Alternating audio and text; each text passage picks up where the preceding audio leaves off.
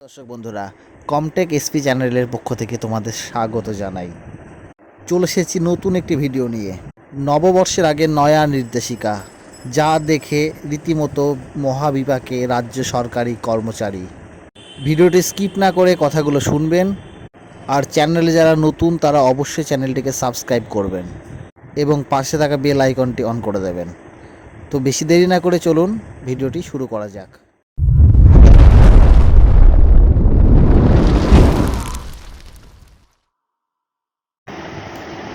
ঘনিয়ে আসছে লোকসভা নির্বাচন। এই আবহে সরকারি কর্মীদের প্রশিক্ষণ শুরু হয়েছে বেশ কিছু জায়গাতে। তবে এরই মধ্যে ভোটের ডিউটি থেকে রেহাই পেতে অনেক সরকারি কর্মী আবেদনপত্র জমা দিয়েছে প্রশাসনের কাছে।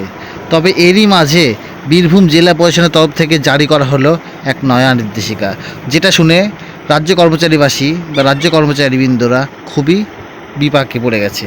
তো দেখে নিই কী বলছে। লোকসভা নির্বাচনে প্রশিক্ষণ শুরু হয়েছে বিভিন্ন জেলায়। এরই মাঝে এবার বীরভূমের জেলা প্রশাসনের তরফ থেকে সরকারি কর্মীদের উদ্দেশ্যে জারি করা হলো এক নির্দেশিকা।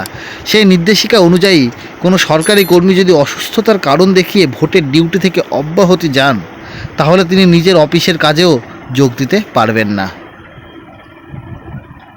নববর্ষের আগে ভোট সংক্রান্ত ডিউটির জন্য সরকারি কর্মীদের উদ্দেশ্যে যে নির্দেশিকা জারি করা হয়েছে তাতে অসন্তুষ্ট অনেকেই। নয়া নির্দেশ অনুযায়ী কেউ অসুস্থ হওয়ার কারণে যদি ভোটের কাজে যোগ না দেন, তাহলে তিনি নিজে সরকারি অফিসে কাজেও যোগ দিতে পারবেন না সেই সময়ে। অর্থাৎ যদি কোনো স্কুল শিক্ষক যদি ভোটের দায়িত্ব থেকে অসুস্থতার কারণে অব্যাহত চান, তাহলে ভোট চলাকালীন সময়ে তিনি আর স্কুলে যেতে পারবেন না। এই আবহে সেই সরকারি কর্মীকে নিজে জমে থাকা ছুটি খরচ করতে হবে। তার পর্যাপ্ত ছুটি না থাকলে তার বেতন কাটা যেতে পারে। এহেন অবস্থায় বীরভূমে নিযুক্ত রাজ্য সরকারি কর্মীরা এই নির্দেশিকা নিয়ে খুশি নন।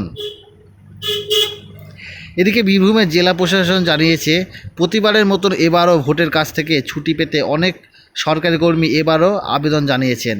সেই মতন আবেদনগুলো খতিয়ে দেখা হচ্ছে। এই আবহে মেডিকেল বোর্ড আনফিট বললে তবেই সংশ্লিষ্ট সরকারি কর্মী ভোটের দায়িত্ব থেকে অব্যাহতি পাবেন। এদিকে আনফিট ঘোষিত হওয়া সরকারি কর্মী ভোট গ্রহণের দিন পর্যন্ত নিয়মিত সরকারি কাজে যোগ দিতে পারবেন না। এরপর ভোট পর্ব মিটলে সেই সরকারি কর্মীকে ফিট সার্টিফিকেট নিয়ে কাজে যোগ দিতে হবে। এই বিষয়টা আবার সার্বিক বুকে লিপিবদ্ধ করা হবে।